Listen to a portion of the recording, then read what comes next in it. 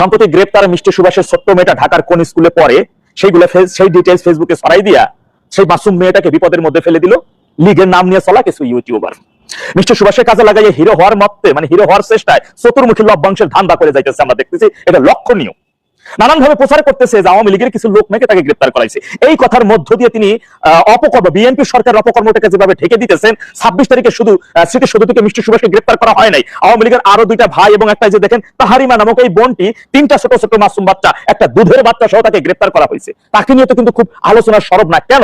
এর সাথে বড় মানবাধিকার লঙ্ঘন আর কি হইতে পারে? 3টা ছোট ছোট মাসুম বাচ্চা সহ তার মাকে পুলিশ ধরে নিয়ে গেছে, তার অপরাধ তিনি স্মৃতিসৌধে যে জয় বাংলা জয় বঙ্গবন্ধু স্লোগান দিয়েছেন। আমরা আমাদের সকল সহযোদ্ধা ভাই এবং 26 তারিখে গ্রেপ্তার হওয়া আওয়ামী লীগের সকল কর্মী সমর্থক যারা গ্রেপ্তার হয়েছে তাদেরকে অবশ্যই মুক্তি দিতে হবে। কিন্তু এই বিষয়টাকে কাজে লাগাইয়া যারা আওয়ামী লীগের তৃণমূল একটা আত্মকলহ সৃষ্টির চেষ্টা করতেছে তাদের বিষয়ে সাবধান হইতে হবে। আমরা আবার দেখলাম যে কিছু ব্যক্তি আবার এই বিষয়টা কাজে লাগিয়ে বলতেছে মিষ্টি সুভাষের জামিনের বিষয় সম্পূর্ণভাবে নিজ অর্থায়নে সেই চেষ্টা করতেছে, আইনি সহায়তা দেওয়ার জন্য অ্যাডভোকেট নিয়োগ করা হলো।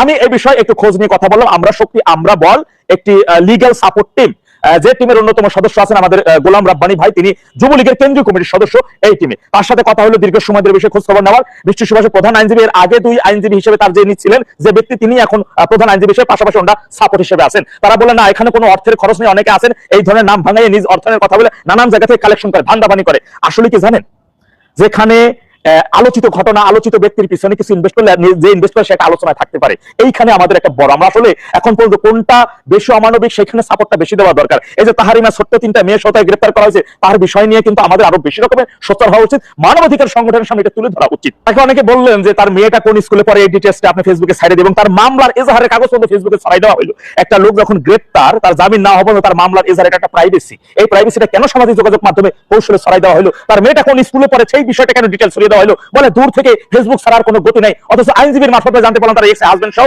তার একজন ভাই তার পিছনে তার জন্য লবিং করতেছেন, তারা চেষ্টা চালাই যেতেছেন। তাহলে কেন এই প্রাইভেসি ডিটেইলস গুলো ফেসবুকে ছড়িয়ে দেওয়া হলো? কিসের ষড়যন্ত্র চলতেছে? তৃণমূলের ভাইরা আমাদের সাবধানতা অবলম্বন করতে হবে অনেক বিষয়। তাদের বিষয়ে চোখ কান খোলা রাখতে হবে। মনে রাখতে হবে কোন একটা কাজ করার আগে, বিশেষ করে দলীয় যারা রয়েছেন তাদের বিষয় যে আমরা তার ভালো করতে গিয়ে সেটা খারাপ হয়ে যাচ্ছে কিনা, এই বিষয়টা একটু অ্যানালাইজ করা দরকার। সুতরাং সবাইকে এই বিষয়ে সাবধানতা অবলম্বন এবং চোখ কান খোলা রাখতে হবে।